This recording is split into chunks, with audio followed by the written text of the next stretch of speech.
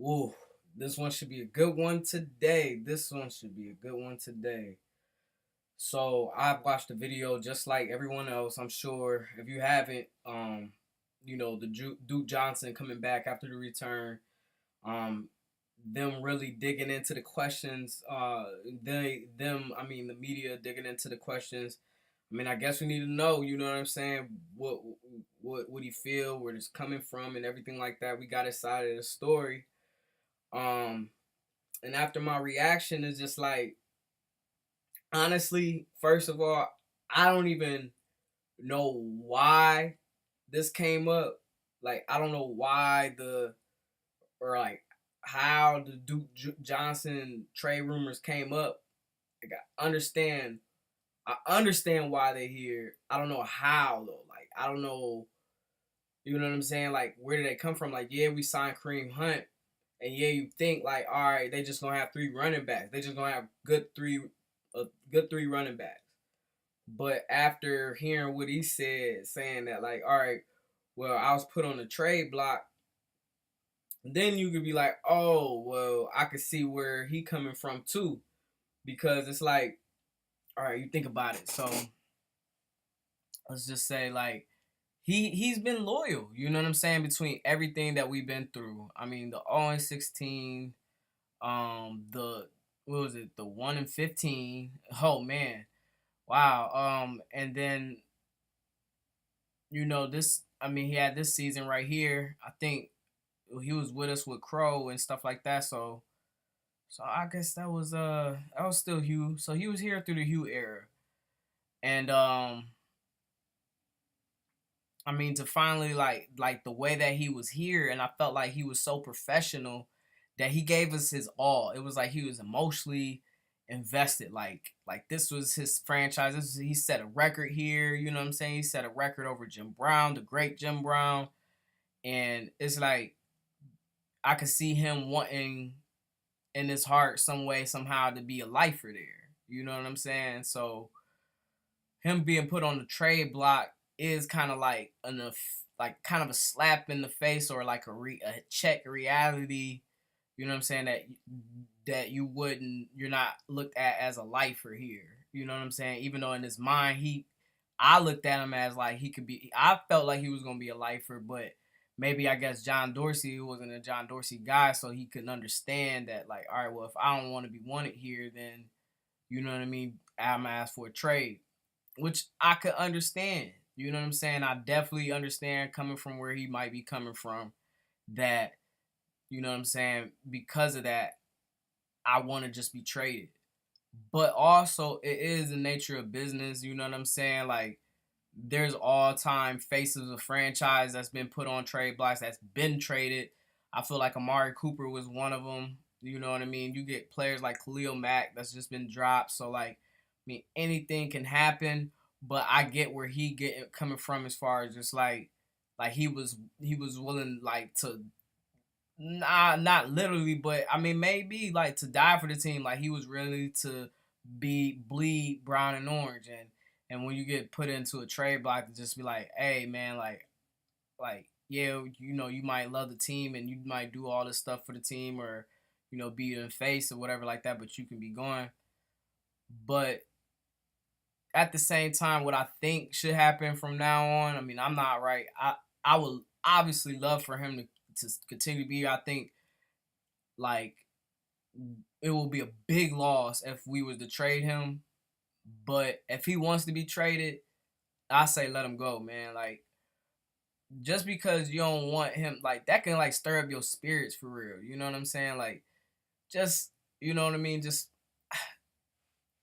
the fact that it was like, dang, like I was ready to like, do everything for this team and to the fact to where, you know what I mean, I'm gonna let him go. But I mean, he's a good guy, definitely a good guy. One thing I didn't like was the Ryan Shazier stuff. I get it's just a game and all this, and it's real about life. And like Shazier lost. I mean, it was just the little Pittsburgh thing, but you know what I'm saying. It was a little touchy for me Cause I really don't like Pittsburgh. I get sick of seeing the colors here, but they starting to die down now that the dog, what I'm saying, the Browns is looking better. So I mean, I definitely say like I don't want Duke to leave. I don't want him to get traded. I'm gonna be missing, in the stadium yelling Duke. Like that was like that's the best part. You know what I'm saying? Like when he get the ball, it just sucked. We didn't get a whole lot of that. You know what I'm saying? But that was the fun part. You know what I mean? And but at the same time, I feel like his skills is definitely there, man. He definitely.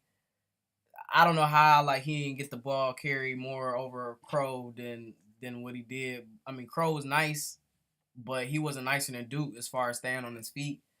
Crow would get shoestring tackled, but not Duke. Duke will break some shit. Um, and then I also wanted to kind of like touch on while I got a little bit more time.